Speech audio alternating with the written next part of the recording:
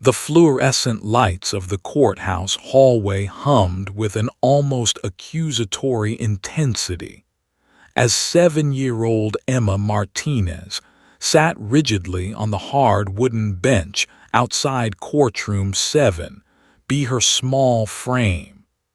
Dressed in a carefully chosen pink sundress that her mother Sarah had picked out 2 nights before while they both tried to pretend everything was normal, seemed impossibly fragile against the vast emptiness of the corridor. Emma's pigtails, meticulously braided that morning, had begun to loosen, with strands falling around her face like golden question marks. Her feet, clad in white patent leather shoes that pinched slightly, swung back and forth in an anxious rhythm that matched the racing of her heart. Sarah Martinez sat beside her daughter, her hand wrapped protectively around Emma's small fingers. She could feel the tremor in her daughter's grip, could sense the overwhelming dread radiating from the child she had carried, nurtured, and loved with every fiber of her being. Sarah's own anxiety was almost unbearable, but she forced herself to maintain a composed exterior, whispering soft reassurances that felt hollow even as she spoke them. "You're going to be so brave today, sweetheart," she whispered, smoothing a stray hair from Emma's forehead. "I'm so proud of you already." But even as the words left her lips, Sarah wondered if they were enough. Could any words be enough to prepare a 7-year-old for what was about to happen? Just 3 weeks ago, everything had shattered. Emma's father, Michael Martinez, had failed to return their daughter after a scheduled weekend visit. What should have been a routine handoff on Sunday evening became a nightmare when Michael refused to open the door. He'd already filed emergency custody papers, claiming that Sarah was an unfit mother, allegations that were not only false but deliberately constructed to cause maximum damage. He claimed she neglected Emma's needs, that he provided a more stable home, that she was unreliable and irresponsible. Every accusation was a carefully crafted lie, born from bitterness following their divorce 2 years earlier. But in the legal system, accusations held power, and now the family court had scheduled an emergency hearing to determine temporary custody while the full custody battle played out.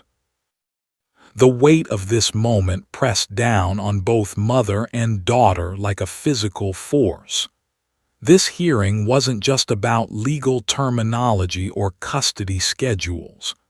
This hearing was about Emma's future, about where she would sleep at night, about whether she would be safe and loved and cared for properly.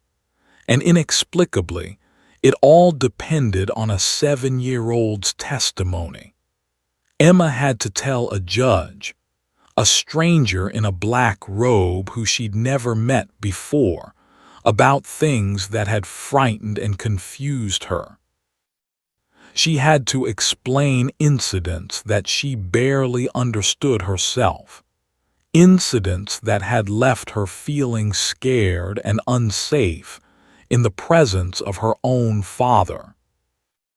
Emma's mind raced with memories she desperately wished she could forget.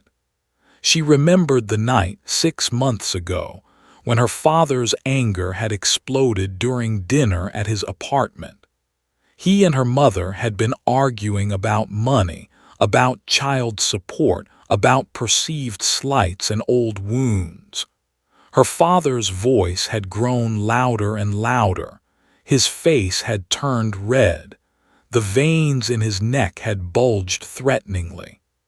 Emma remembered feeling her body go cold, remembered her stomach twisting into knots. She remembered running to her room and hiding under the bed, covering her ears with her hands, but unable to block out the terrifying sounds of adult rage. She was only 5 then, and the experience had lodged itself in her psyche like a splinter that never quite healed. There were other incidents, too. Moments when her father's anger had been directed at her directly. One afternoon when she'd accidentally spilled juice on his work papers, his reaction had been disproportionate and frightening. He'd yelled so loudly that neighbors had knocked on his door to check if everything was okay. Another time, when Emma had asked an innocent question about her mother, he'd launched into a tirade about how her mother was a liar and a manipulator, using language that confused and disturbed Emma. She was too young to understand the complexity of adult conflict, but old enough to internalize that her father's love seemed conditional, fragile, and easily shattered by disappointment. Over the past 3 weeks, since the emergency custody order had been issued, Emma had been showing alarming signs of psychological distress. Her school counselor, Mrs., had noticed Emma withdrawing from friends during recess, preferring to sit alone on the bench instead of playing on the jungle gym. Emma's once excellent grades had begun to slip. She'd received a C on a math test she would have easily aced weeks earlier. During lunch, Emma sat silently, barely touching her food, staring at nothing. She'd always been a talkative, curious child, but now she seemed to be retreating into an internal world of worry and fear. The panic attacks had begun 2 weeks into the crisis. The first one occurred at school during a math lesson. Without warning, Emma's hands had started shaking uncontrollably. Her breathing became rapid and shallow. She felt dizzy and faint, as though the classroom was spinning around her. She'd raised her hand and asked to go to the nurse's office, where she'd spent an hour slowly recovering, sipping water and trying to understand why her body was rebelling against her. The school nurse called Sarah, who rushed to pick up her daughter, cradling her as Emma sobbed with the intensity of a child whose world had become unpredictable and dangerous. More attacks followed. One happened while Emma was getting ready for bed. Another occurred during a school assembly. Each episode left her exhausted and terrified, convinced that something was physically wrong with her. Sarah had taken her to their pediatrician, who ran tests and found nothing physically amiss. He'd referred them to a child psychologist doctor who specialized in trauma and anxiety disorders in children. Doctor had diagnosed Emma with selective mutism, a rare anxiety disorder where stress and fear literally prevented the ability to speak in certain situations. It wasn't that Emma didn't want to talk. It was that her anxiety literally locked her vocal cords, making speech physically impossible despite her desperate desire to communicate. The doctor had explained that this condition often developed in highly sensitive children who'd experienced trauma or significant stress. Emma's brain was essentially protecting her by shutting down her ability to speak in situations she perceived as threatening. The irony was devastating. Emma needed to testify about her father's frightening behavior in order to help the judge understand the situation and protect her. But her anxiety, caused by the very situation she needed to describe, was preventing her from being able to speak at all. It was a cruel catch-22, a psychological trap with no obvious exit. Sarah and Doctor had tried everything. There were breathing exercises that Emma practiced daily. There were anxiety medications that her pediatrician prescribed, though they seemed to have minimal effect. There were visualization techniques where Emma imagined herself in safe, peaceful places. There was talk therapy where Doctor gently encouraged Emma to discuss her feelings and fears. Nothing seemed to make a significant difference. Now, as Emma and Sarah sat outside Courtroom 7B, the reality of what was about to happen loomed like a thundercloud. In approximately 10 minutes, Emma would be called to enter that courtroom. She would be sworn in on a Bible. She would climb into a witness box. She would be questioned, possibly aggressively, about traumatic events she'd witnessed. And if her selective mutism took hold, when it took hold, because both Sarah and Doctor suspected it would, Emma would be unable to speak, unable to defend herself, unable to explain her father's behavior. The judge would hear nothing but silence from the child who held the key to determining her own future. Sarah squeezed Emma's hand a little, trying to project confidence she absolutely did not feel. This was the most powerless she'd felt as a mother, and it was tearing her apart.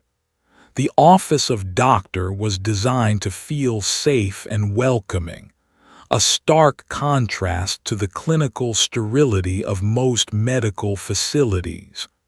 Soft pastel colors adorned the walls, and children's artwork hung in frames throughout the space.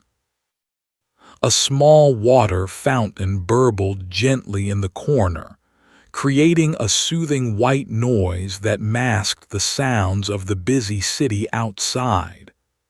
Stuffed animals were arranged on shelves, and the furniture was oversized and comfortable, sized for the small bodies of traumatized children. Yet despite the calming environment, Sarah Martinez felt anything but calm as she sat across from Doctor 2 weeks before the custody hearing. Doctor was a woman in her early 50s with kind eyes and the unhurried manner of someone who genuinely cared about her work. She had worked with Emma for several sessions now, and while she hadn't made dramatic breakthroughs, she had established a rapport with the child. Emma seemed to trust her, which was no small feat given Emma's current state of anxiety. Doctor had reviewed the custody hearing timeline and understood the urgency of the situation. She knew that Emma's selective mutism was likely to intensify as the hearing date approached, making the situation potentially catastrophic. Sarah leaned forward in her chair, her hands clasped together so tightly that her knuckles had turned white. "Doctor, I'm terrified," she said, her voice trembling with barely contained emotion. "I've read about selective mutism. I know it's not something we can just will away or fix with medication. But the hearing is in 2 weeks. 2 weeks. What am I supposed to do? How can my daughter testify if she can't speak? The judge will think she's being difficult or coached by me. He might think she doesn't want to tell the truth. And Michael will use that against us. He'll say I've poisoned her against him, that I've somehow caused this psychological problem to manipulate the court system." Doctor listened patiently, allowing Sarah to express the fears that had been building for weeks. She handed her a box of tissues and waited for Sarah's breathing to slow before responding. When she finally spoke, her voice was calm and measured. "Sarah, I want to share something with you that I think might help. Have you ever heard of courthouse dogs?" Sarah looked confused. "Courthouse dogs, like police dogs?" "Not exactly," Doctor explained, standing and walking over to a shelf where she retrieved a thick folder. She opened it to reveal articles, research papers, and photographs. Courthouse dogs are specially trained service animals that work specifically with child witnesses and victims in legal proceedings. They're not police dogs or protection dogs. They're therapeutic companions trained to help children remain calm and grounded during the trauma of testimony. She spread several articles across the coffee table between them. Sarah's eyes scanned the headlines. "Courthouse dogs increase testimony accuracy in child witnesses." "Service animals transform traumatic legal experiences." "Study shows dramatic reduction in anxiety symptoms when children testify with support dogs." "These dogs go through extensive training," Doctor continued, pointing to photographs of golden retrievers and labs wearing special vests. "They learn to recognize signs of anxiety and distress in the children they're paired with. They can provide deep pressure therapy, literally pressing their body weight against the child, which has been scientifically proven to reduce anxiety and activate the parasympathetic nervous system, the part of our nervous system responsible for calming."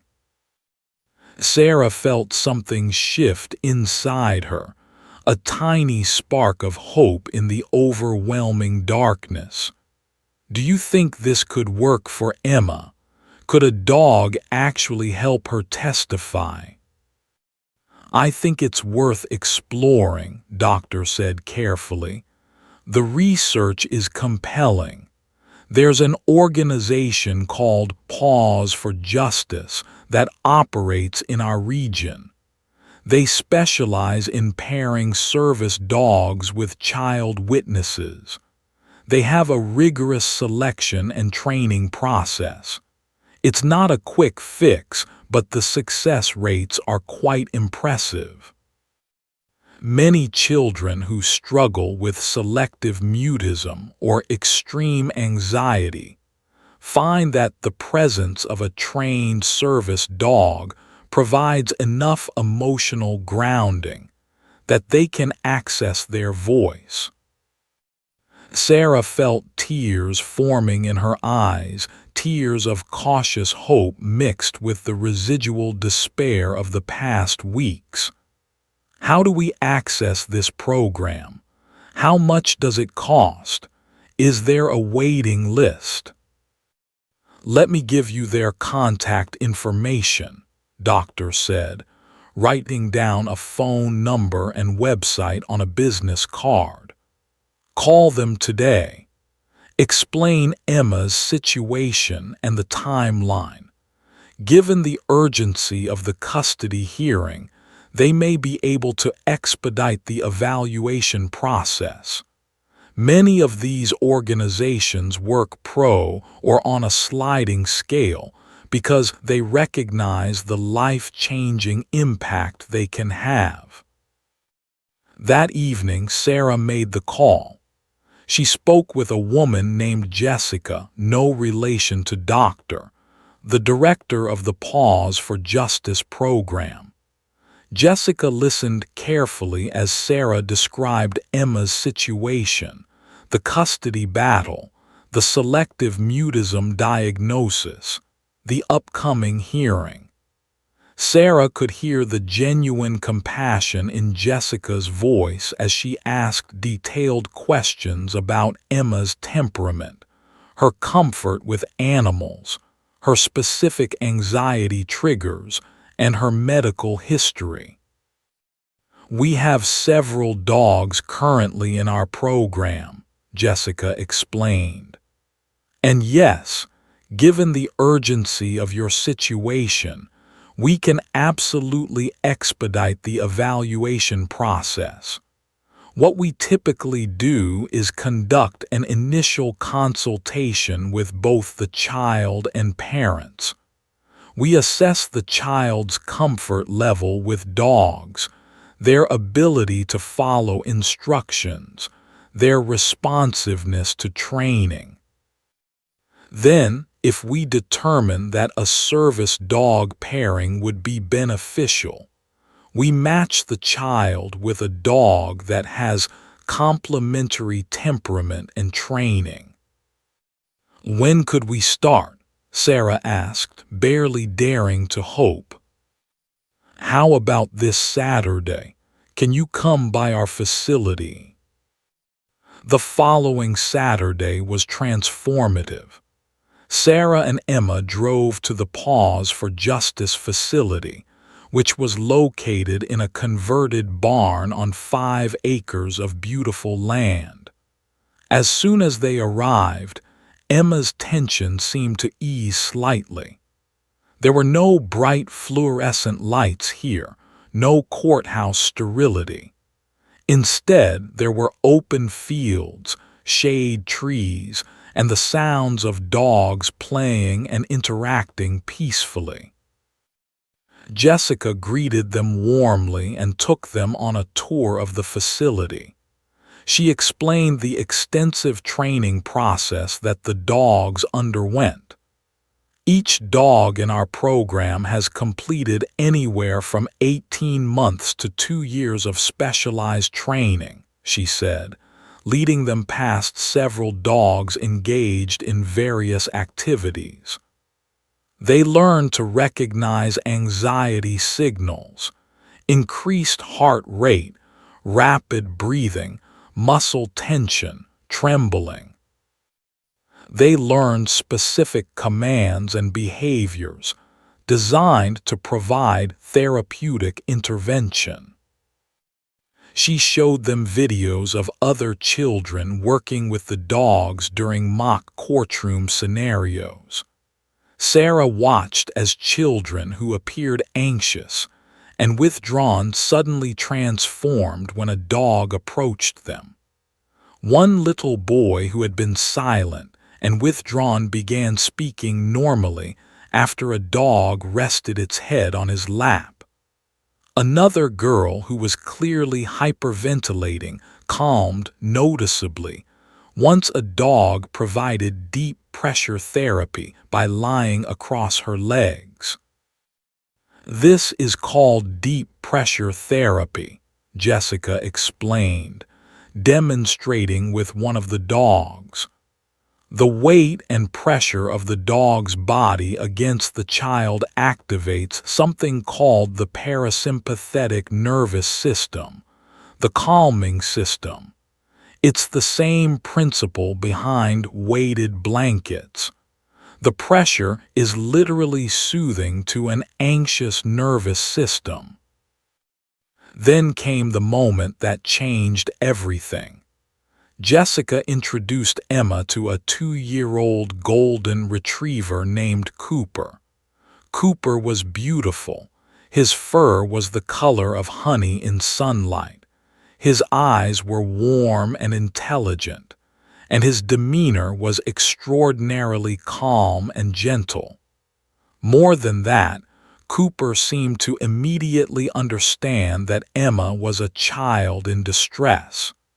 He approached slowly, without the boisterous enthusiasm typical of young dogs, and gently sniffed Emma's hands. Emma, who had been anxious throughout the visit, felt her shoulders relax slightly.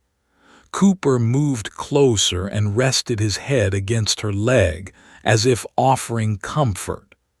Emma's hand, almost of its own accord, reached down and began stroking Cooper's soft fur. Sarah watched her daughter and felt her heart contract with emotion. For the first time in weeks, Emma looked calm. Emma looked safe. "I think we have a match," Jessica said quietly, watching the interaction with a knowing smile. "Emma and Cooper have natural chemistry, but before we commit to this pairing, I want to make sure you understand the process. We'll need Emma to come for training sessions 3 times a week for the next 2 weeks. She'll learn specific signals to communicate with Cooper, and Cooper will be fine-tuned to recognize and respond to Emma's particular anxiety patterns. It's a process of building trust and establishing a working relationship." Sarah looked at her daughter, who was now fully engaged with Cooper, stroking his ears and smiling, actually smiling for the first time in what felt like forever. "How much does this cost?" she asked, bracing for bad news. "The program is funded through donations and grants," Jessica explained. "Given the urgency of your situation and Emma's demonstrated need, this would be provided at no cost to you." That night, after they returned home, Emma asked her mother a question she hadn't asked in weeks. "Mommy, can Cooper come with me to court?" "I'm going to find out," Sarah promised, already reaching for her phone to call Doctor and the court-appointed attorney handling Emma's case. What had begun as a desperate Saturday afternoon had opened a door to hope. Cooper wasn't just a dog. He was going to be Emma's anchor, her ground, her companion through the most frightening experience of her young life. And as Sarah watched her daughter finally relax into something resembling peace, she allowed herself to believe that maybe, just maybe, there was a way forward. The Thursday morning when Cooper arrived at the Martinez home felt charged with anticipation and nervous energy. Emma had barely slept the night before, her mind racing with thoughts of the golden retriever she'd met at the facility. Sarah had called in sick to work, wanting to be present for this crucial first day. The house had been cleaned meticulously, not for any particular reason other than Sarah's desire to create a welcoming environment for Cooper, as if the space itself needed to honor the significance of this moment. When Jessica arrived in her van with Cooper, Emma practically vibrated with excitement. She stood at the living room window, watching as Jessica opened the side door and Cooper emerged, his golden fur glowing in the morning sunlight. The dog moved with a graceful elegance, his tail wagging in a gentle rhythm that spoke of his easygoing nature. Jessica held his leash loosely, allowing Cooper to explore the front yard and become familiar with the new environment before entering the house. "Remember," Jessica told Emma and Sarah as they stood in the doorway, "this first week is about building trust and establishing routine. Cooper isn't here to perform miracles. He's here to be Emma's companion and support system. The bond they develop will be the foundation for everything that comes after." Emma's heart raced as she watched Cooper approach the front door. The dog paused at the threshold, sniffing the air as if reading the emotional atmosphere of the home. Then, with Jessica's gentle guidance, Cooper stepped inside. The living room suddenly felt smaller, warmer, more alive with the presence of this beautiful animal. The first meeting inside the house was careful and deliberate. Jessica instructed Emma to sit on the floor rather than reaching for the dog. "Let Cooper come to you," she advised. "Service dogs need to feel that they're making their own choice to be with the child. It creates a stronger bond than if the child pursues the dog aggressively." Emma sat on the carpet, her legs crossed, her hands folded in her lap.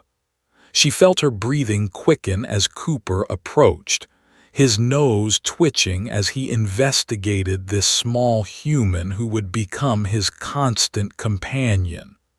The dog moved slowly with an almost meditative calm. When Cooper was about 3 feet away, he paused and made direct eye contact with Emma.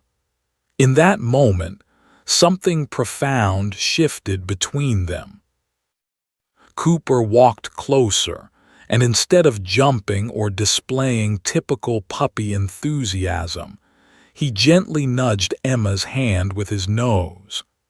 Emma gasped softly, then smiled, a real, genuine smile that transformed her entire face.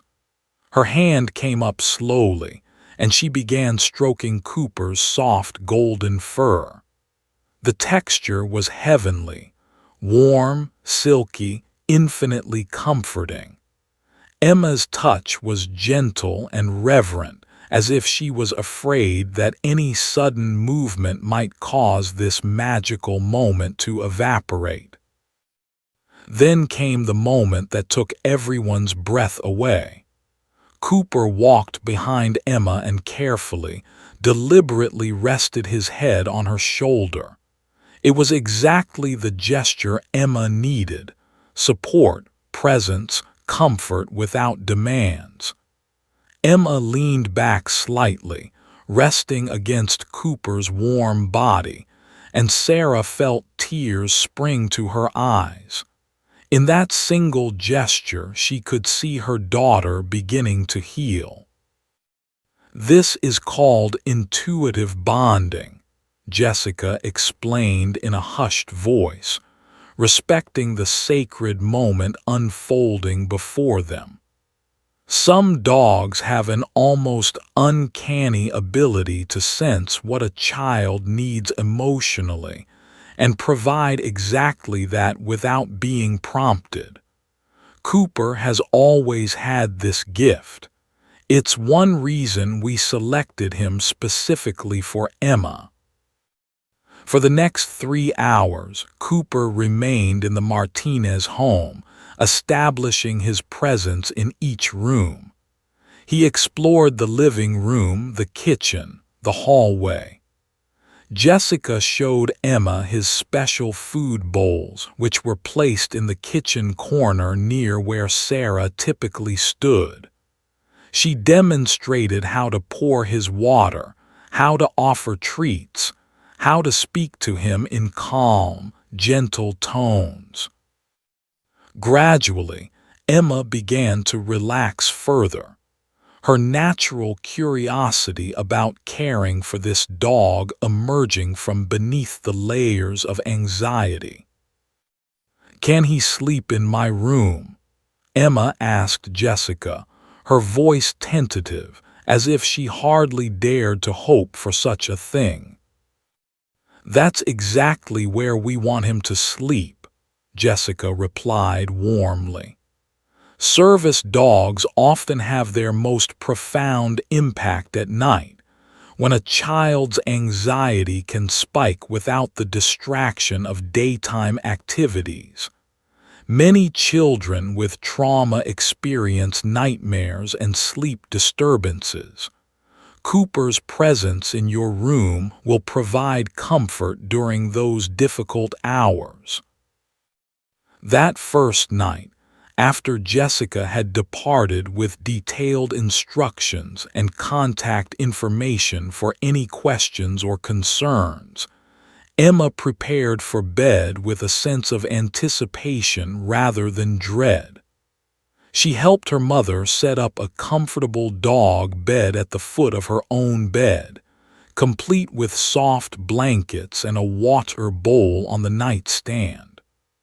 Cooper padded into the room and, after circling the dog bed twice, settled down with a contented sigh.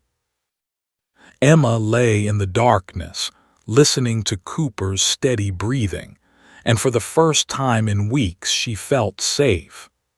The house felt less empty, less lonely. It wasn't just that a dog was in her room.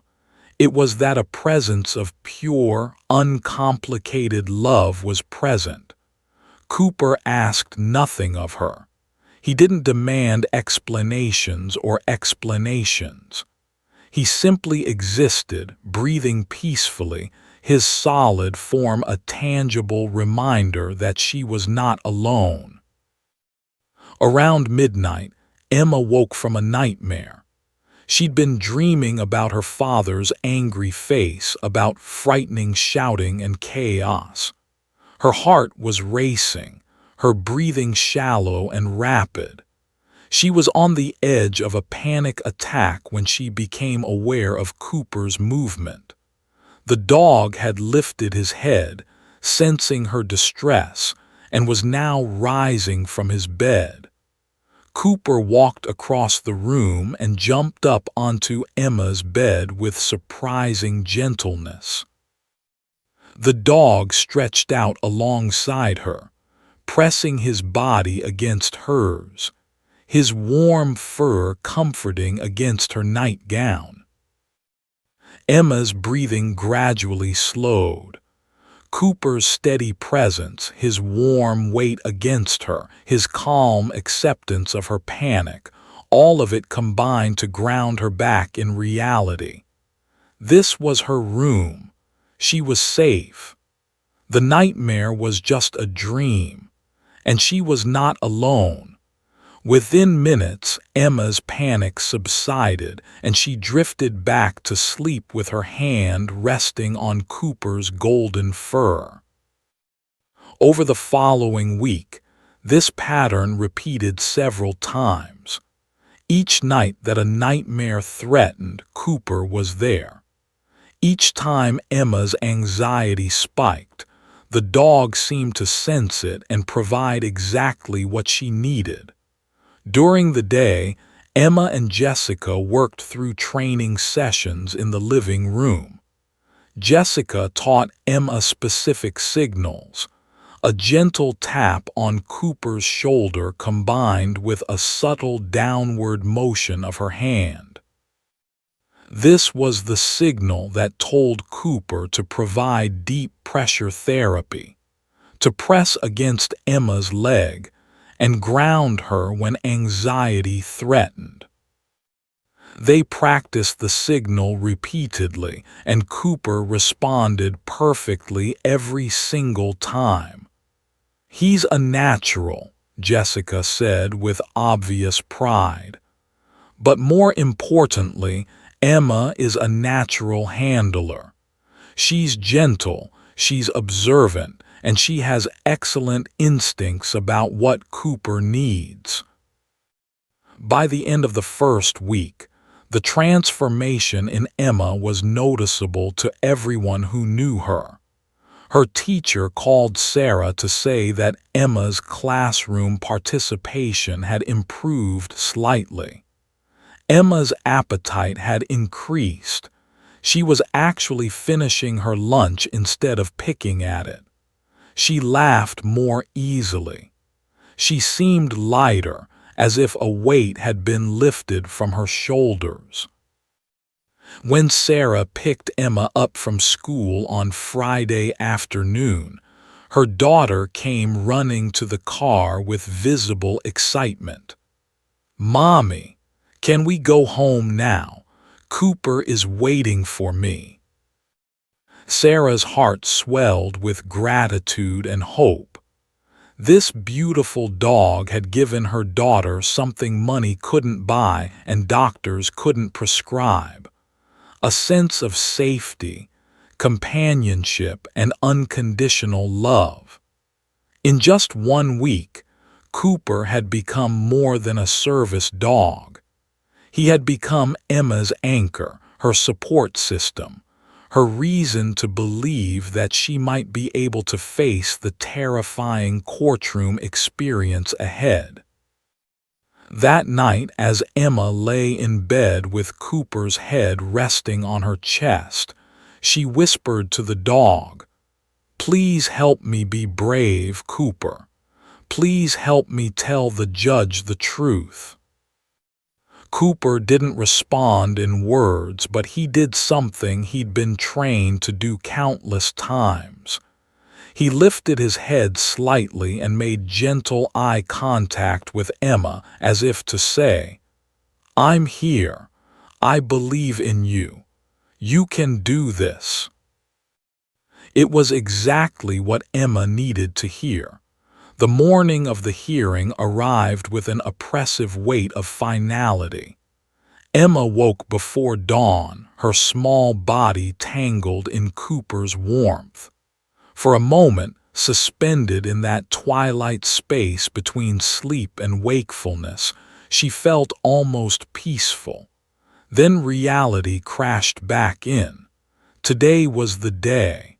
Today she had to go to court. Today she had to tell a stranger about things that frightened her. Sarah had prepared Emma's outfit with meticulous care.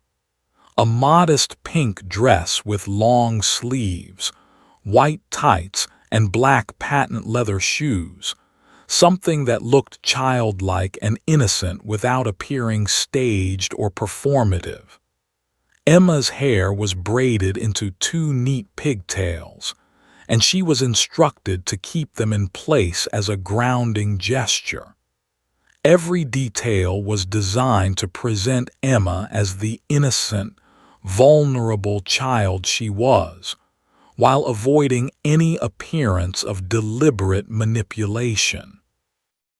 The courthouse loomed before them like a Gothic fortress, tall, imposing, and utterly indifferent to the fear coursing through a small child's veins. Emma held Cooper's leash in one hand and Sarah's hand in the other, walking between the two things that anchored her to reality. Cooper wore his official service dog vest, a navy blue garment that identified his role and purpose. Even other dogs might have appeared nervous or overstimulated in an environment like a courthouse. The echoing hallways, the unfamiliar sounds, the crowds of strange adults moving with purposeful intensity. But Cooper moved with serene calm, his presence somehow making the intimidating space feel slightly less threatening. They navigated security, where the officer at the metal detector took a moment to verify Cooper's credentials as a legitimate service animal. The process was mercifully brief. Sarah had obtained all necessary documentation beforehand, but it still felt like a hurdle, another obstacle in an obstacle course designed to test Emma's fragile emotional state. The courtroom hallway was the same one where Emma had waited during the initial custody hearing consultation. But this time felt different. This time it was real. This time her testimony would actually matter. Emma's breathing became shallow as they approached the bench outside courtroom 7B. They arrived 40 minutes early, giving Emma and Cooper time to acclimate to the space. "We're going to sit right here," Sarah said, guiding Emma to a bench similar to the one where they'd sat 2 weeks prior. "Cooper is going to stay with you the whole time. When you go into the courtroom, he goes with you. When you sit in the witness box, he'll be right beside you. Do you remember the signal we practiced?" Emma nodded silently, her mouth suddenly dry. She'd practiced the signal 100 times with Cooper over the past 2 weeks, the gentle tap on his shoulder combined with the subtle downward hand motion. Cooper had responded perfectly every single time during training. But would he respond in the courtroom? What if he got distracted? What if the signal didn't work when it mattered most? As if sensing her anxiety, Cooper pressed his body against Emma's leg and rested his head on her lap. Sarah stroked her daughter's hair and offered quiet reassurance, though her own hands were trembling slightly. At precisely 9:15 a.m., the bailiff emerged from the courtroom. "We're ready for Emma Martinez." The courtroom doors opened, and Emma stepped through them, Cooper beside her on his leash. The room was larger than she expected, all dark wood paneling and high ceilings that made everything feel more formal and serious. There was a judge's bench elevated at the front of the room, currently empty. Several tables where attorneys sat with their paperwork and files. A jury box on one side. And most intimidating of all, the witness stand. An elevated chair with a microphone, positioned so that the witness would face everyone in the courtroom. Judge Harold Richardson entered from his chambers, his black robe flowing around him. He was a large man, broad-shouldered and gray-haired, with the kind of weathered face that spoke of decades spent rendering difficult judgments. He scanned the courtroom and his eyes landed on Cooper. His expression shifted from neutral to skeptical. "Your Honor, before we proceed, I'd like to acknowledge that the child witness has been approved to have a certified service animal present during her testimony." Emma's attorney, a woman named, said quickly, standing to address the judge. She held up documents, the certification paperwork, the psychological evaluation, the recommendation from Dr. Michael Martinez's attorney immediately stood. "Your Honor, I object to the presence of this animal in the courtroom. It's a distraction, and I would argue that its presence unfairly influences the emotional response of the jury and potentially biases the proceedings. The witness should testify without such therapeutic props. Judge Richardson leaned back in his chair, studying the documents had submitted. Emma felt her heart racing as she watched the judge's face, trying to read his reaction. Would he allow Cooper to stay, or would she have to face the courtroom without her anchor?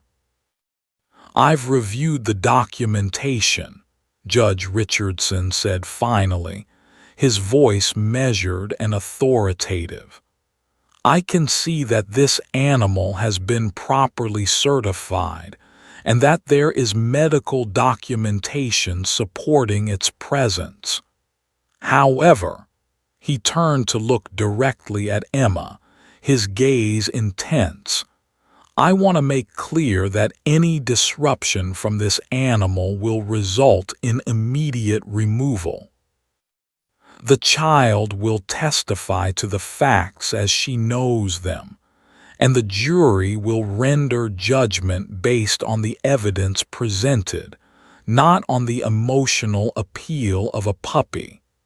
Is that understood?" "Yes, Your Honor," affirmed. Emma's breathing felt slightly less constricted. Cooper could stay, at least for now. The court clerk asked Emma to approach the witness stand. Her legs felt unsteady as she walked, but she kept her hand on Cooper's leash. When they reached the witness stand, the court handler, a middle-aged woman with kind eyes who had been trained specifically for this role, took Cooper's leash and positioned him on the floor directly beside the witness stand. Emma raised her hand and swore to tell the truth. The Bible felt heavy in her small hands. She climbed into the witness chair, which was adjustable but still seemed to position her oddly high, looking out over the entire courtroom. Every eye was on her. She felt exposed, vulnerable, impossibly small. Began her questioning, walking Emma through basic information first. Name, age, grade in school. Easy questions designed to settle Emma's nerves and establish a rhythm. Emma answered each question in a whisper, barely audible even with the microphone amplifying her voice. Then began asking about specific incidents. "Emma, can you tell the court about a time when you felt scared at your father's house?" Emma opened her mouth to answer, but suddenly the reality of what was happening crashed over her. She was in a public courtroom surrounded by strangers about to accuse her own father of frightening behavior. Her father was sitting at the defendant's table watching her. She could feel his gaze like a physical weight. Her heart began to race uncontrollably. Her hands started trembling. Her mouth went dry. She tried to speak, but nothing came out. Her vocal cords felt frozen, locked tight by the sheer force of her anxiety. She opened her mouth again, desperate to answer the question, but the selective mutism had taken hold. The fear had literally stolen her voice. The courtroom fell silent. His face showed concern.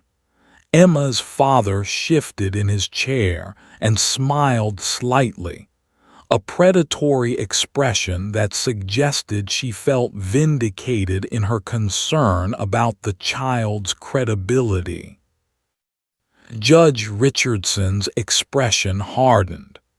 This was exactly what the opposing counsel had feared. A child who couldn't testify coherently, whose silence would be interpreted as unreliability or coercion. Emma felt panic rising in her chest. This was the nightmare scenario. This was exactly what she'd been afraid of. She was failing. She couldn't do this. She couldn't tell the truth because her body wouldn't cooperate. And then she felt it. Cooper's movement. The dog had risen slightly and pressed his entire body against her leg with firm, deliberate pressure. It was as if Cooper was anchoring her back to reality, grounding her through his physical presence and the deep pressure therapy his weight provided. Emma's hand automatically reached down, and without thinking, without planning, she made the signal she'd practiced 100 times. The gentle tap on his shoulder, the subtle downward motion of her hand. Cooper responded instantly, pressing even closer, his warm body creating a barrier between Emma and the overwhelming world around her. Emma's breathing began to slow. Her trembling gradually ceased, and almost miraculously, her voice began to return. The entire courtroom seemed to hold its breath in that suspended moment of silence. Emma's mouth remained open, her lips trembling, her eyes glistening with unshed tears of frustration and fear. The selective mutism had conquered her completely. She wanted desperately to answer question, to tell the judge about the night her father had frightened her so badly she'd cried for hours. But her body had betrayed her.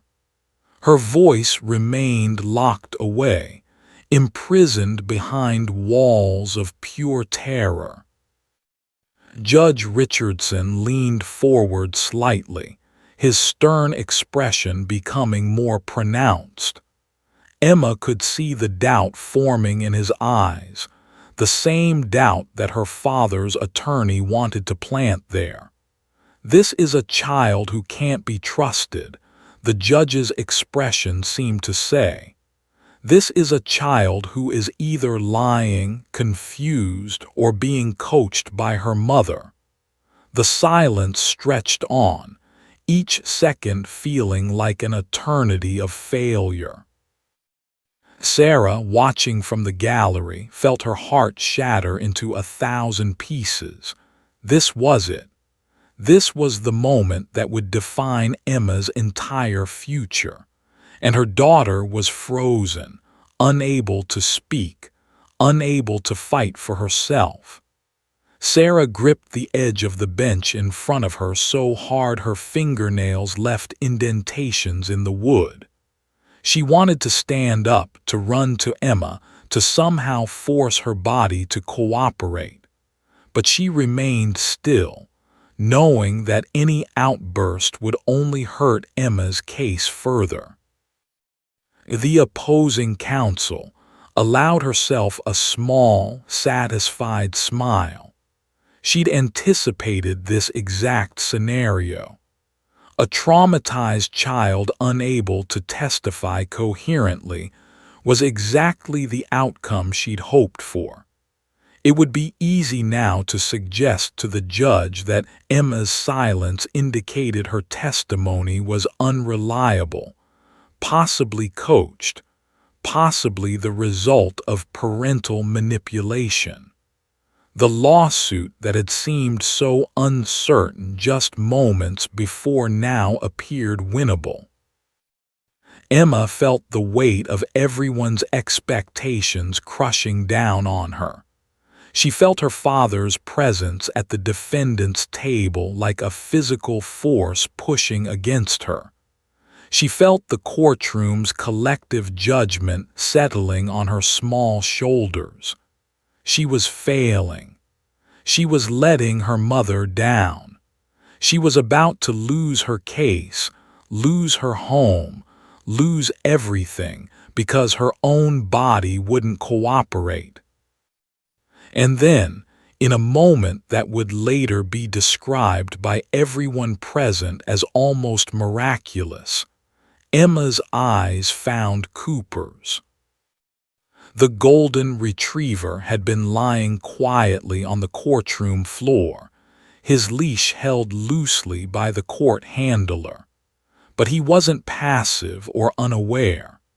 Every fiber of Cooper's being was attuned to Emma's distress. The dog's training had prepared him for exactly this scenario.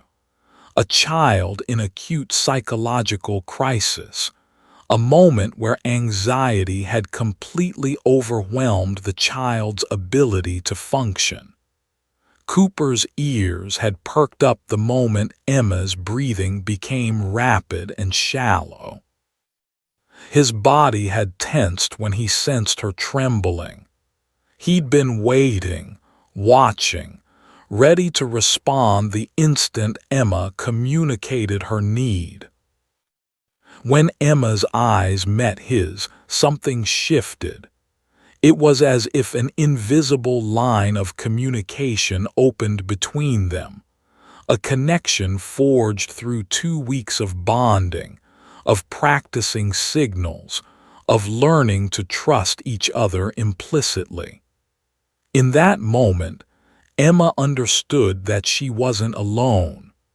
She understood that she had an ally, an anchor, a source of strength that existed outside the confines of her own panicked mind. Without conscious thought, almost as if her hand was moving of its own accord, Emma reached down toward Cooper. Her small fingers found the golden fur on his shoulder, and she made the signal she'd practiced 100 times. The specific gesture that told Cooper to provide deep pressure therapy to anchor her, to help her find her way back to safety. The tap on his shoulder was gentle but deliberate. The downward motion of her hand was clear and intentional, and Cooper responded with the precision of a dancer executing a perfectly choreographed movement. In one fluid motion, the golden retriever rose from his lying position and pressed his entire body against Emma's leg with firm, steady pressure. It wasn't a casual lean or a simple companionship.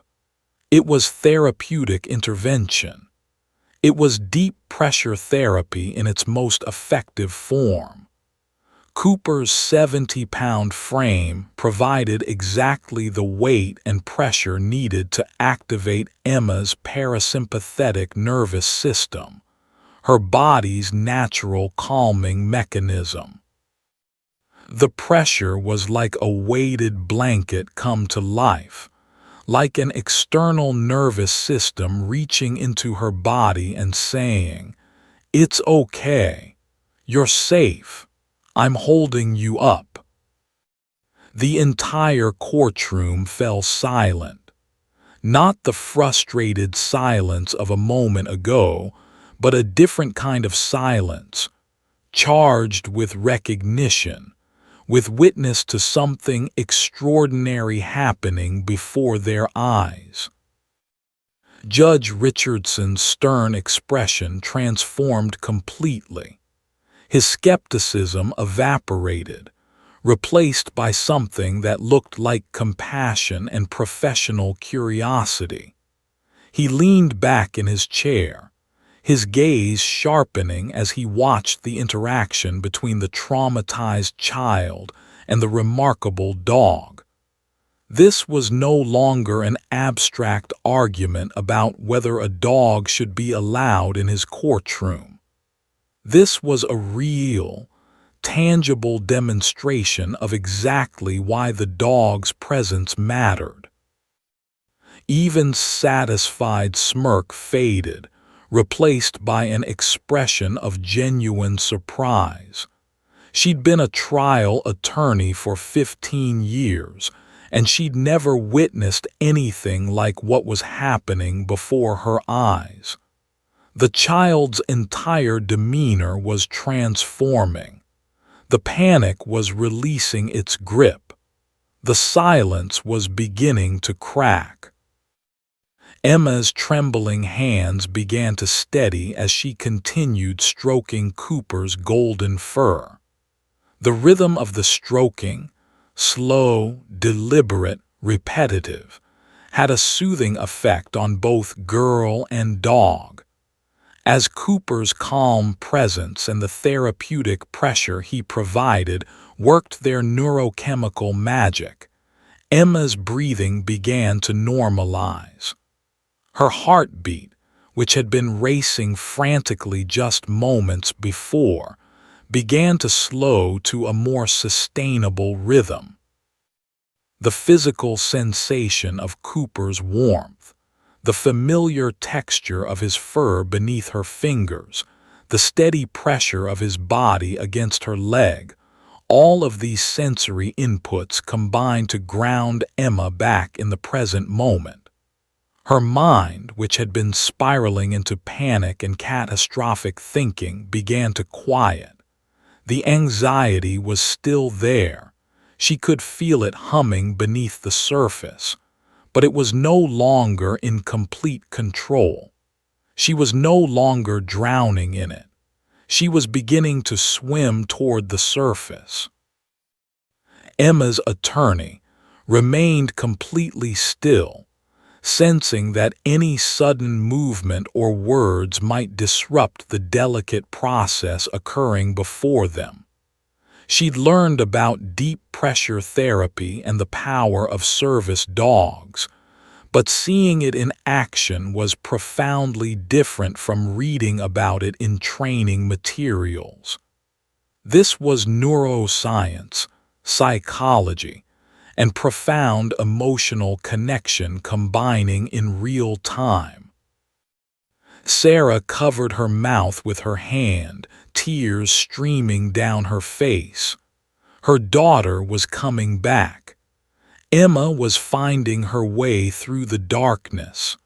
The dog, this beautiful, remarkable dog, was making it possible. The bailiff and court handler remained motionless, understanding that this was a crucial moment that required absolute stillness and support. Emma's eyes closed for just a moment as she continued stroking Cooper's fur. In that moment of quiet connection, she made a conscious decision. She was going to do this. She was going to tell the truth. Not because she was no longer afraid, the fear was still there, but because she wasn't alone anymore. She had Cooper. She had her mother in the gallery behind her. She had people who believed in her and wanted to protect her. And she had a voice. Even if her voice was small and trembling, even if it came with visible effort, she had the right to use it. When Emma opened her eyes again, something had fundamentally shifted in her expression. The absolute terror had been replaced by something more like determined courage. It wasn't the fearlessness of an adult. It was something more impressive. The courage of a child who is terrified but choosing to speak truth anyway. Sensing the moment was right, asked her question again with gentle patience. Emma, can you tell the court about a time when you felt scared at your father's house?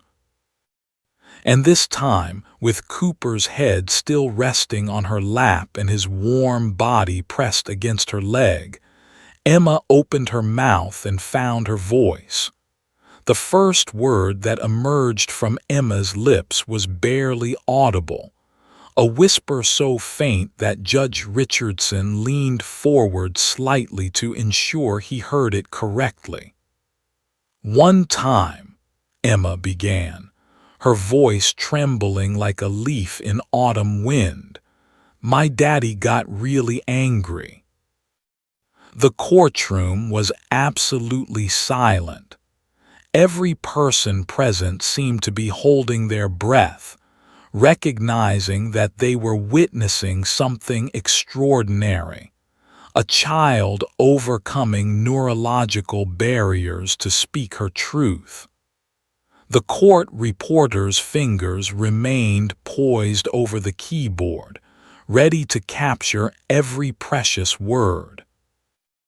Emma's hand never stopped stroking Cooper's fur. The rhythm continued, slow, deliberate, soothing. With each stroke, her confidence seemed to grow incrementally. Her voice was still quiet, still carrying the tremor of her fear, but it was growing steadier. The words were coming now, released from the prison of her anxiety by the therapeutic presence of the golden retriever at her side. "I was at his house," Emma continued, her 7-year-old narrative unfolding with the careful precision of a child determined to be understood. "I spilled my juice. It was apple juice, and I spilled it on his papers, the papers he was working on, and he got really, really mad." Stood perfectly still, sensing that any sudden movement might startle Emma back into silence. She let the child speak at her own pace, asking only clarifying questions when necessary. "What happened when he got angry, Emma?" Emma's breathing hitched slightly. This was the hard part. This was the part where she had to describe her father's behavior and admit that it had scared her. Even through her fear, Emma seemed to understand the complexity of what she was doing. She was betraying her father's secret, exposing his frightening behavior to public judgment. But with Cooper's steady presence anchoring her, she found the courage to continue. "He started yelling," Emma said, her voice becoming slightly louder, slightly more confident with each sentence. "He yelled really loud, really, really loud, and his face got all red and the veins in his neck got big. And he threw the papers down and said really mean things. He said Mommy was a liar and I was ungrateful." Sarah felt tears streaming freely down her face as she listened to her daughter articulate the very incident that had terrified her months earlier. Emma's recall was accurate and age-appropriate. She wasn't exaggerating or embellishing. She was simply telling the truth. Asked gently, "How did that make you feel, Emma?" Emma's hand paused in its stroking of Cooper's fur for just a moment. The dog immediately responded by pressing closer, providing additional pressure and reassurance. Emma's eyes welled with tears, but she didn't stop speaking. She had found her voice, and now that she had it, she was determined to use it. "I was really scared," Emma whispered, her small voice cracking with emotion. "I thought he was going to hurt me, or hurt Mommy, and I ran to my room and I hid under my bed. And I put my hands over my ears so I couldn't hear him yelling anymore. But I could still hear him. I could still hear how angry he was. The courtroom had become a sacred space, a place where a child's painful truth was being witnessed and honored. Even Michael Martinez, Emma's father, seemed affected by his daughter's testimony. His expression had shifted from angry defiance to something more like shame or resignation. He slumped slightly in his chair, his attorney placing a hand on his arm in a gesture that seemed less like professional support and more like human sympathy. The opposing counsel was facing a professional dilemma. She could continue her aggressive line of questioning, but doing so after witnessing Emma's breakthrough seemed brutally inappropriate. She could see the judge's expression, could sense the jury's emotional response, could feel the courtroom's collective recognition that this child was telling the truth. I also remember another time, Emma continued, her voice gaining strength with each passing moment. It was as if speaking the first truth had opened a floodgate. When Mommy came to pick me up and Daddy said mean things about her, he said she was selfish and careless and that she didn't love me. And I didn't understand why he was saying those things. I know Mommy loves me. She's always nice to me. She takes care of me. Asked, how did it make you feel when your father said those things about your mother?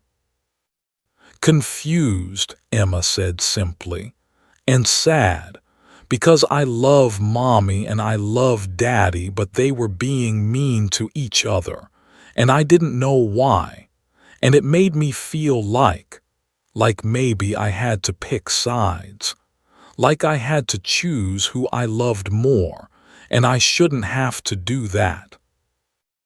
Even hardened court observers in the gallery were wiping away tears. Emma's testimony wasn't just about documenting her father's inappropriate behavior. It was about articulating the emotional confusion and pain that a child experiences when caught between warring parents. As the hours passed and continued her careful questioning, Emma's testimony developed depth and consistency. She described specific incidents with remarkable clarity. She explained how her father's anger had made her anxious about spending time with him. She talked about the panic attacks she'd started experiencing at school. She discussed how frightened she felt when her father failed to return her after a weekend visit. Crucially, Emma never blamed her father in a malicious way. She didn't demonize him or exaggerate his behavior. She simply told the truth about how his actions had affected her, how his anger had scared her, how his mean comments about her mother had confused her, how the entire situation had caused her psychological distress. When it was time to cross-examine Emma, the opposing counsel's questions were notably gentler than expected. She didn't attack Emma's credibility or suggest she was being coached. Instead, she asked clarifying questions that, ironically, often served to reinforce Emma's earlier testimony rather than challenge it. "You love your father?" asked almost gently. "Yes," Emma replied without hesitation. "I do, but I'm scared of him sometimes." "And you love your mother?" "Yes, very much." When your mother is around, do you feel safe? Yes, Emma said firmly. I feel safe with Mommy. Throughout the entire cross-examination, Cooper remained pressed against Emma's leg, his presence a constant reassurance. There were moments when Emma's voice began to waver, when fear threatened to reclaim her. But each time, she would increase the pressure of her hand on Cooper's fur, making the signal, and the dog would respond with renewed support. By the time concluded her redirect examination and Emma was finally released from the witness stand, hours had passed. Emma felt emotionally exhausted, drained of every ounce of courage she'd been storing in her small body. But she also felt something else, a quiet sense of accomplishment. She had done it. Despite her fear, despite her selective mutism, despite everything working against her, she had told the truth. She had used her voice. As Emma stepped down from the witness stand, Judge Richardson made a point of meeting her eyes. He didn't smile. His judicial demeanor prevented that. But his expression conveyed genuine respect and compassion. He gave a small nod, almost imperceptible to those not watching carefully, but unmistakably an acknowledgment of her extraordinary courage. Sarah stood immediately from the gallery, wanting to rush to her daughter. But she remained in her place, knowing that the proceedings still had hours to go. Instead, she pressed her hand to her heart and mouthed the words, "I love you," across the courtroom. Emma saw her mother's gesture and felt her shoulders relax slightly. She looked down at Cooper, who was being led back to his resting position by the court handler. She bent down and whispered something that only the dog could hear. "Thank you, Cooper. Thank you for helping me be brave." Cooper's tail wagged gently in response, as if the dog understood completely what had been required of him and was honored to have provided it. The remainder of the hearing proceeded, but Emma's testimony had fundamentally changed the dynamic. Everyone in the courtroom, the judge, the attorneys, the jury, the gallery spectators, understood that they had witnessed something genuinely remarkable. A traumatized child, supported by an extraordinary service dog, had found her voice and spoken her truth. Whatever Judge Richardson decided, whatever the legal outcome would be, one thing was absolutely certain. Emma Martinez would never again believe that her voice didn't matter. She had learned that even the smallest voice, when grounded in truth and supported by compassion, has the power to change everything. The remainder of the hearing continued for another 4 hours after Emma stepped down from the witness stand. Attorneys presented additional evidence, called expert witnesses to testify about child psychology and trauma, and made their closing arguments. But despite the legal machinery continuing to operate, something fundamental had shifted in the courtroom's emotional atmosphere. It was as if Emma's courageous testimony had cracked open something that had been tightly sealed, a recognition of what was really at stake in this case. This wasn't an abstract legal battle about custody schedules and financial arrangements. This was about a child's safety, emotional and psychological integrity. The opposing counsel's closing argument, typically an aggressive and persuasive attempt to discredit the other side, was noticeably tempered, acknowledged the difficulty of the child's situation, and expressed sympathy for Emma's anxiety, without mounting a full frontal assault on the child's credibility. She argued her client's position, that Michael Martinez deserved increased custody despite his anger management issues. But she did so with a lack of vigor that suggested even she recognized the weakness of her position. Judge Richardson's expression throughout the remaining testimony remained thoughtful and compassionate.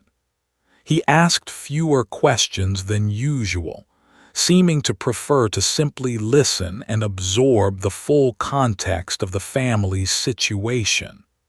At one point, during a brief recess, he made an unusual decision. Rather than remaining in his chambers, he stood in the hallway and observed Emma with Sarah and Cooper.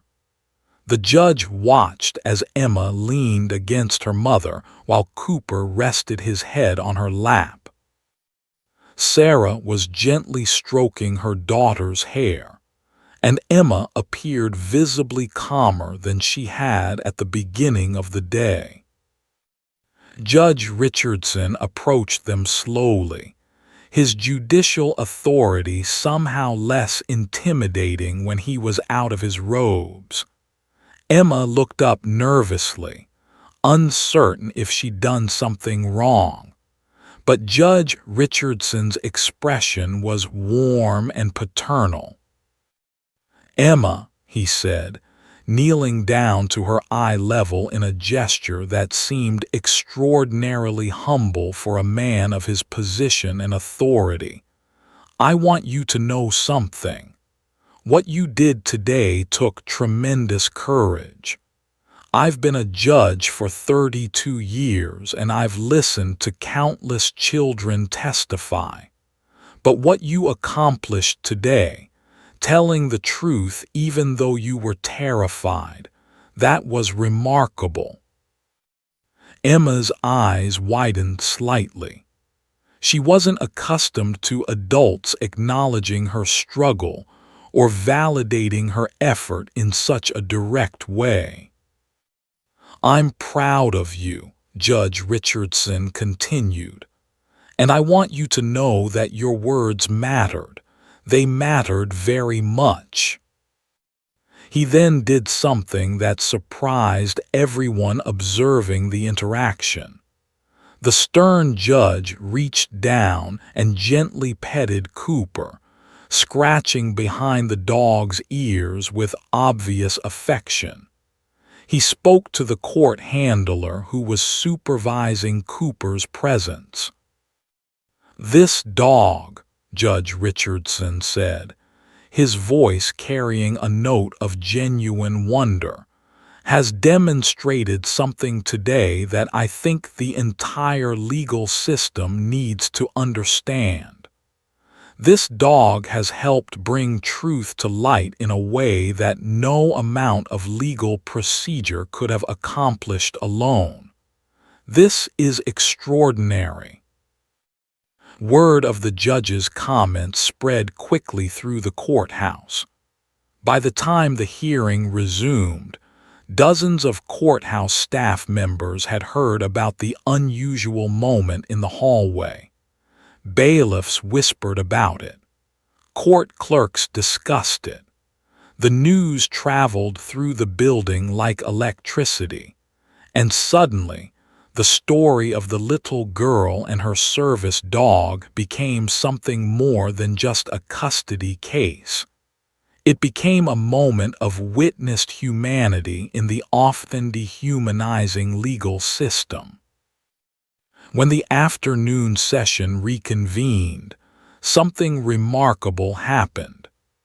As Emma was led back into the courtroom for the continuation of proceedings, several gallery spectators, people who had no personal stake in the case and were simply observing the trial, began to applaud.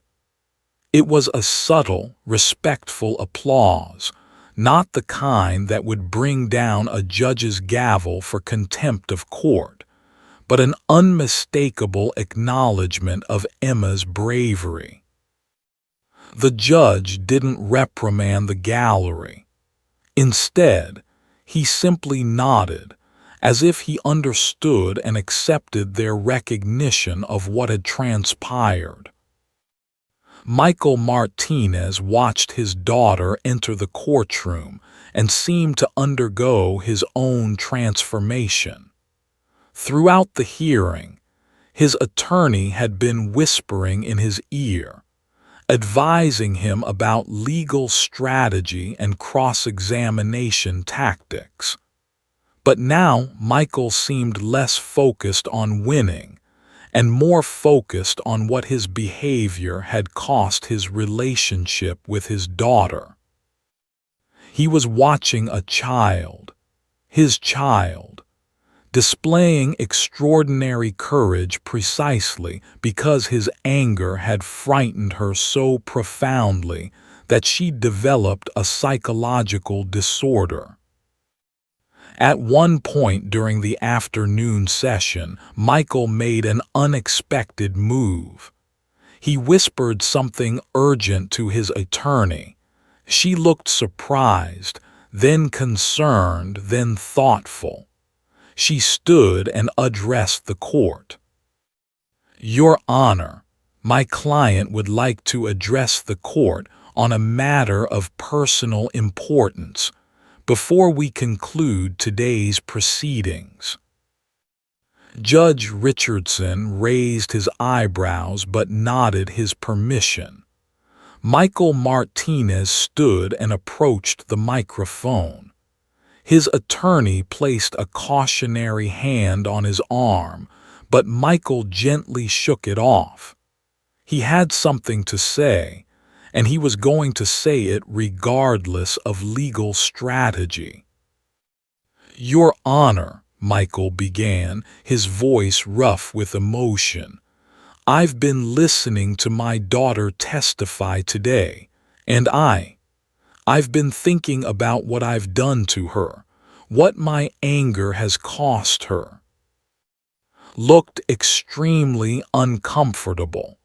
This was not the testimony of a man mounting a vigorous legal defense.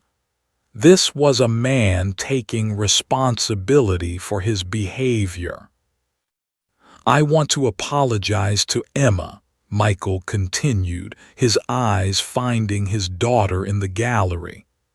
"I want to tell you that I was wrong. I was angry about things that weren't your fault, and my anger scared you, and I'm sorry. I'm so sorry." Sarah pulled Emma closer protectively, but she didn't shield her daughter from hearing her father's words. Emma's eyes widened as she watched her father, tears streaming down his face, seemingly experiencing genuine remorse for the first time since the custody battle began. "I also want to tell the court that I've realized something," Michael said, turning back to Judge Richardson. "My daughter needs stability and safety right now, and I haven't been able to provide that. Emma should remain with her mother for her primary residence. I understand that, and I'm requesting supervised visitation so that I can work on myself, my anger management, my communication patterns, before I'm around my daughter without supervision again." The courtroom fell absolutely silent, looked shocked. The court observers in the gallery seemed stunned. Even Judge Richardson appeared momentarily surprised, though his expression quickly shifted to what looked like profound respect. "I also want to thank that dog," Michael said, gesturing toward Cooper. "This dog has done more for my daughter than I have. This dog has given her safety and courage when I gave her fear. That's going to haunt me. But maybe someday, with help, I can be better." Michael sat down, his face in his hands, placed a hand on his shoulder, no longer an opponent trying to win, but a human being acknowledging another human being's pain and self-awareness. The energy in the courtroom had transformed completely. What had been an adversarial legal proceeding had shifted into something that felt almost like collective healing. This wasn't just a judge rendering a decision based on legal arguments. This was a moment where a man was recognizing the damage his behavior had caused and taking responsibility for it. Even Emma, observing her father's breakdown, seemed to experience mixed emotions. She wasn't celebrating his pain. She was simply witnessing an adult finally understanding what his child had been trying to communicate all along, that his anger had real consequences, that his behavior had real impact, that his daughter's fear was real and valid. Sarah held Emma a bit and whispered, "You did this, sweetheart. Your bravery and your honesty did this. Your father is hearing you. He's finally understanding." As the court took its final recess before Judge Richardson would render his decision, something extraordinary continued to unfold in the hallway outside the courtroom. Courthouse staff members approached Emma to express their support. A security guard bent down and told Emma she was the bravest person he'd ever seen in a courtroom. A court clerk brought her a special treat, a juice box and cookies reserved for jury members.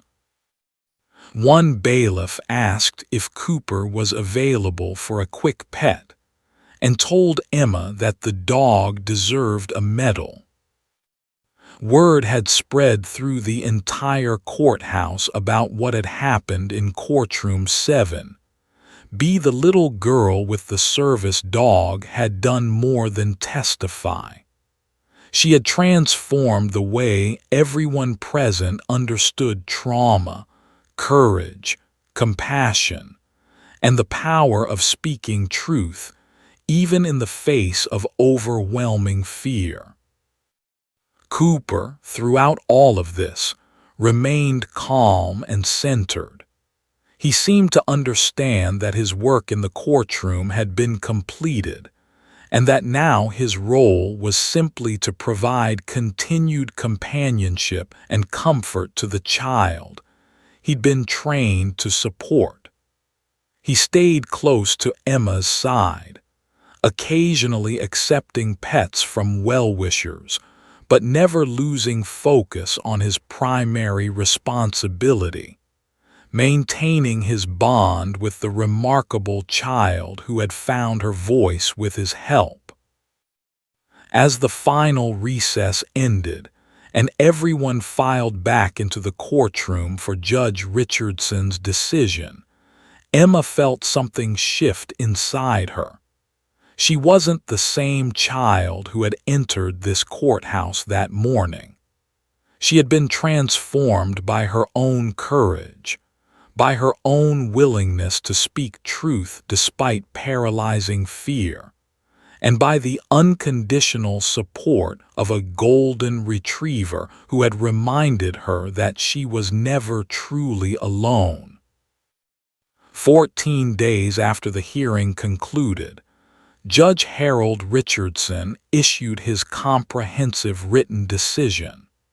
The ruling was delivered in his typical formal judicial style, but the language carried an unusual emotional weight that suggested the judge had been profoundly affected by what had transpired in his courtroom.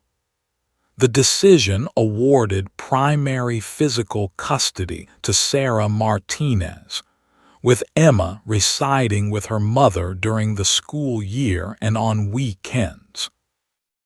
Michael Martinez was granted supervised visitation only. No overnight stays, no unsupervised time with his daughter, pending the completion of a court-ordered anger management program and psychological evaluation. But the most significant portion of the decision was the judge's written commentary about the case itself. Judge Richardson dedicated an entire section to discussing Emma's testimony, and more importantly, the crucial role that Cooper had played in making that testimony possible. He wrote extensively about the documented psychological benefits of service animals in legal proceedings.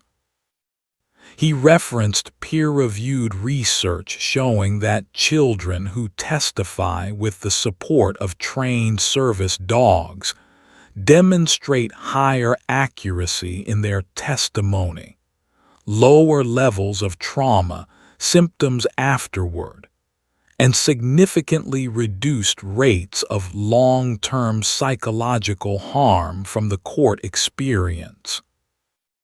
Most remarkably, Judge Richardson made a formal recommendation that his courthouse and the broader family law system should seriously consider implementing a courthouse dog program as a standard accommodation for child witnesses. He suggested that funding be allocated for training and placement of service animals, specifically designed to support vulnerable witnesses. He stated that the traditional adversarial legal system, while necessary for justice, often inadvertently traumatizes the very individuals it's attempting to protect, and that service animals like Cooper offered a humane, evidence-based solution to this systemic problem. Within 3 weeks, the local legal journal published the full text of Judge Richardson's decision. Within 6 weeks, the case had been featured in 3 major legal publications. Legal scholars began citing Emma's case as a groundbreaking precedent in the emerging field of trauma-informed justice. What had started as a desperate measure, one child and one dog in a single courtroom, had become the catalyst for meaningful systemic change. The Martinez family received calls from other families dealing with custody disputes. Parents asked Sarah for recommendations about courthouse dog programs. School administrators inquired about bringing service dogs into schools for trauma support. Other judges in the region reached out to Judge Richardson asking for guidance on implementing similar programs in their own courtrooms. But beyond the legal implications, Emma herself continued to heal. In the weeks and months following the hearing, her panic attacks diminished dramatically. She returned to school with a new sense of confidence. Her grades improved. Within 3 months, she was back to her previous academic level. Within 6 months, she was actually excelling, winning an award in her class for improvement in participation and academic performance. The selective mutism that had gripped her so completely during the worst of her anxiety gradually released its hold. Emma still experienced nervousness in new situations, still carried some of the trauma of the custody battle, but she no longer had the neurological blocking that prevented speech. She could articulate her feelings. She could ask for help. She could communicate her needs. In short, she had reclaimed her voice in a way that extended far beyond the courtroom. Cooper remained at her side throughout this healing journey. The dog continued to sleep in her room at night, providing comfort during the occasional nightmare that still surfaced. He accompanied her to school counseling sessions, where Doctor continued to work with Emma on processing her trauma and building resilience. He was present during family visits with her father, which took place in a supervised setting at a family therapy center, helping to create a safer environment for these difficult but necessary interactions. Sarah watched her daughter transform from a frightened, isolated child into a resilient young girl who understood that she had survived something incredibly difficult and emerged stronger. She watched Emma develop a quiet confidence that came not from arrogance, but from the lived experience of overcoming seemingly insurmountable obstacles. On the 1-year anniversary of the hearing, a small ceremony took place at the courthouse. Judge Richardson had organized a recognition event to honor Emma's courage and to formally acknowledge the importance of service animals in the justice system. Media outlets were invited, and the local news covered the event. Emma stood before a small assembly of courthouse staff, legal professionals, and community members. She was no longer the terrified 7-year-old who couldn't speak. She was now 8 years old, confident and articulate, with Cooper sitting calmly at her side wearing his service vest. "I want to say thank you to everyone who helped me," Emma said into the microphone, her voice clear and steady. "I was really scared. I didn't think I could tell the judge what happened, but Cooper helped me. Cooper helped me know that I wasn't alone. And when you know you're not alone, you can be brave even when you're scared." She paused and looked directly at Cooper, then continued. "Cooper is a hero dog. He didn't just help me tell the truth. He helped my whole family. He helped my dad understand that he needed to change. He helped the judge see that the law should help kids feel safe, not more scared. He helped so many people by just being with me." Judge Richardson stood and approached Emma, presenting her with a formal certificate recognizing her as the courageous voice of courtroom justice. But more significantly, he presented Cooper with an official Service Dog of the Year award from the courthouse, complete with a special engraved collar attachment. When the ceremony concluded, Judge Richardson took a moment to speak with Emma privately. Emma, I've been thinking about you and Cooper every day for the past year, he said. Do you know what I've done? Emma shook her head. I've been working with the county to establish a permanent courthouse dog program. We're going to train and place service dogs in multiple courtrooms. Other children who are scared, just like you were, will have dogs to help them testify. And it's all because of your courage and Cooper's remarkable abilities. You've changed the system, Emma. You've made justice kinder. Emma's eyes widened with the magnitude of what the judge was telling her. Hundreds of children would benefit from what she and Cooper had experienced. Hundreds of traumatized young people would have their anxiety reduced and their ability to speak their truth enhanced. Her suffering, transformed through courage and compassion, had become a catalyst for systemic healing. Michael Martinez, observing the ceremony from a discreet distance, seemed to experience his own continued evolution. He had completed his anger management program and was working with a therapist on understanding the roots of his rage and building healthier emotional regulation patterns. His supervised visitations with Emma had begun to shift.